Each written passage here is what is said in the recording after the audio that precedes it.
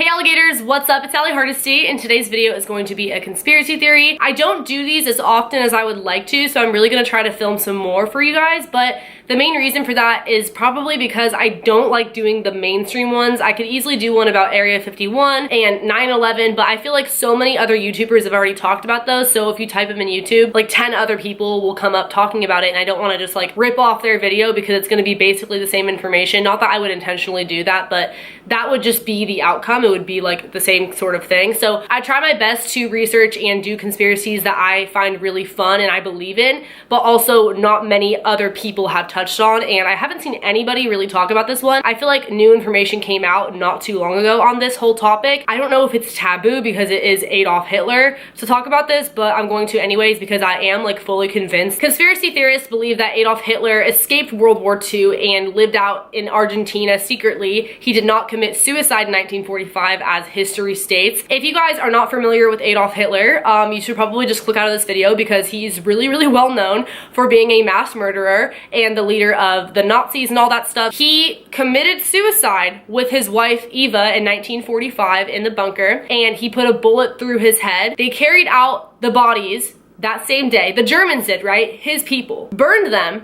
And then the next day, he was announced dead on the German radio, which was May 1st, 1945. But the Battle of Berlin was going down, so nobody could really check on it and confirm that he was in fact dead. So then the day afterwards, May 2nd, 1945, they dug up where Hitler was buried and found a body double. It was somebody else who looked like Hitler, but clearly was not Hitler. Somebody with a mustache, all that stuff. And so people were like, where is Hitler? We're not saying that this was there in place of Hitler, but where is Hitler? Because this clearly is not him. Did he actually die? Did he get away? I don't understand. Joseph Stalin and Dwight Eisenhower claimed that they didn't believe he was dead, that they think that he did escape to Argentina. So that is very coincidental and ironic because one, nobody was able to witness this. Nobody actually saw their dead bodies up close. They saw a couple of bodies being carried out of the bunker that could have belonged to anyone, including this dummy replacement that they dug up from the ground. Also, the fact that the Germans were the ones who pronounced him dead. It was not the Allies, who have no reason to lie because they want him to die. But the Germans, they could easily just tell their people that, and that's what they're going to believe. And three, the fact that nobody was able to uncover his remains. If that body did not belong to Hitler, then where is Hitler? Nobody really knew. The FBI didn't buy it either. They went searching for him across the world for years. It wasn't until 23 years later when the Soviet Union came out and said that they had his remains this whole time, but they just now wanted to release that information. Really coincidental and ironic considering this whole time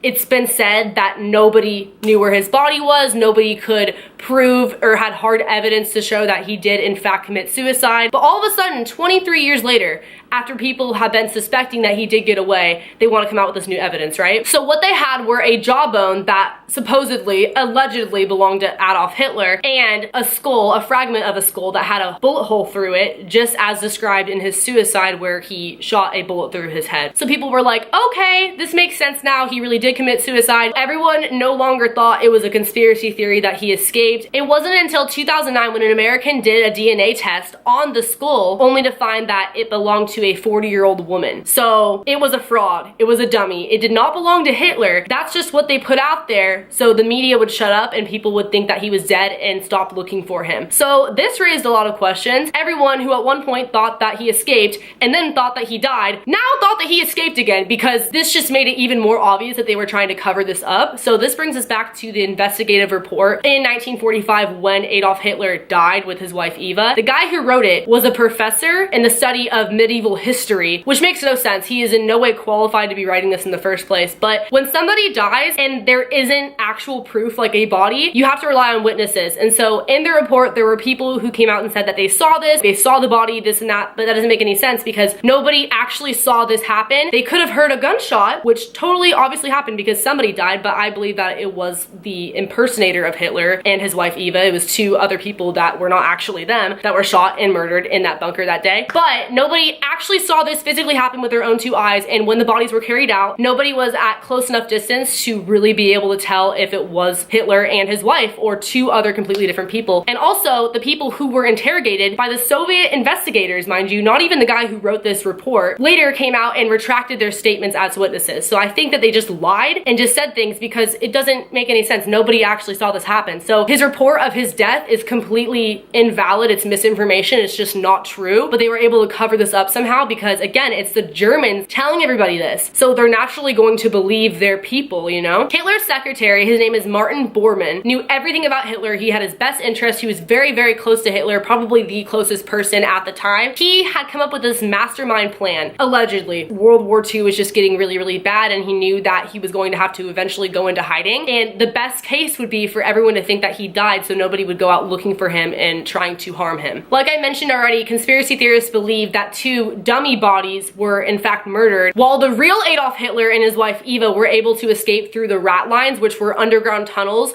where a lot of fugitive Nazis escaped through, because they were basically like underground cities. They had everything you needed for survival, and so it would have made a lot of sense if that's the way that they escaped, because nobody would have seen them besides the people who were on their side, like the other Nazis. And this isn't even like speculation. Like, there's proof that these underground rat lines existed. People have visited them, and a lot of other people have escaped through them. So in 1943, a top-ranking Nazi admiral said that he would build a impregnable fortress in another world for Hitler. Maybe that's what happened. People were talking about this long before he died, right? It makes sense because this is something that would have been very, very planned out, and there's more evidence that supports that. On June 2nd, 1945, 2 months after World War II was over, these boats went out to Argentina, and it was said that this was for scientific purposes. This was for mapping and weather and all this stuff, which is complete BS, because later on declassified reports came out proving that it was a classified military operation. So conspiracy theorists believe that there was a base out in Argentina, a Nazi base, where a lot of the Nazi officials and leaders were taken to live out there in hiding and escape. And Argentina was a pretty safe place to do so. It was relatively close enough to get there. On top of, they were pretty tolerant of Nazis. They weren't going to hurt anybody who came into their country like that. They were pretty much going to turn a blind eye, which I believe they did. And it was just very accessible and thought out the way this all worked and the way they were transported over there. In 1942, it was even documented, again, a declassified document, that Martin Bormann was talking about funneling billions of dollars in gold that was stolen over somewhere where it would be safe. And later on, this makes a lot of sense because basically conspiracy theorists believe that a lot of these Nazi officials, Hitler included, survived because they took a lot of that money and put it into the Argentina and American stock market. So they were able to live out secretly without having to attend like a regular job or anything. They could just survive off of that money, which I think they did. This is where things get pretty crazy. June 8th of this year, 2017, in Buenos Aires, the capital of Argentina, in a suburb right outside of there,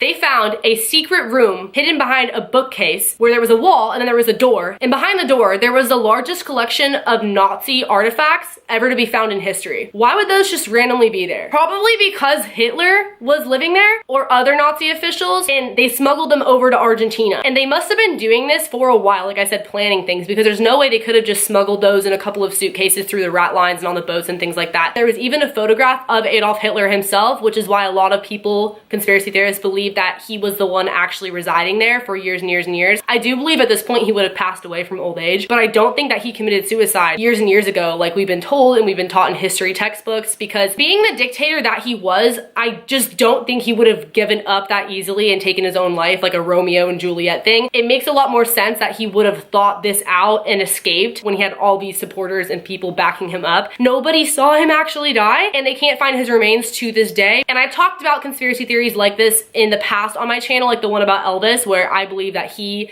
died and escaped somewhere because he was seen at an airport and all that other stuff. I can link that down below if you want to check it out. I really do think this happens more commonly than people would think, because it honestly wouldn't be that hard. If there's no physical body, yeah, it's pretty freaking easy to just escape and then just say that somebody died. I feel like in this day and age, people want to see the body, but back then, no, people just took the Germans' word for it. And again, how ironic, how convenient that the Germans said he died. They're gonna say that because they just want everyone to believe that and they want to put him into hiding. So that being said, what do you guys think? Leave a comment below. Give this video a thumbs up if you liked it, if you want more conspiracy theories, because I can definitely do some more for you guys. Subscribe if you are new here. Turn on post notifications by hitting that bell button right next to the subscription box. I also have a Patreon if you guys want to check that out, where I have a private Snapchat, exclusive photo shoots, etc. That will be linked at the top of the description box. Follow my social medias. I will have them on the screen for you guys. I will see you guys in the next video. Later, alligators. Bye.